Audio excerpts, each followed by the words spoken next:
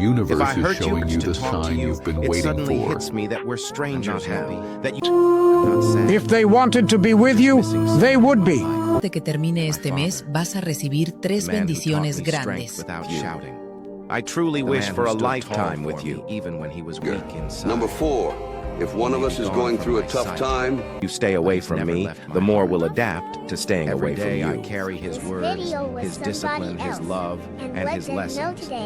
Si dejas pasar este video, esa energía se rompe. about what's hurting him. But instead of listening, she gets I still hear his voice in my silence. I still feel his care in my decisions.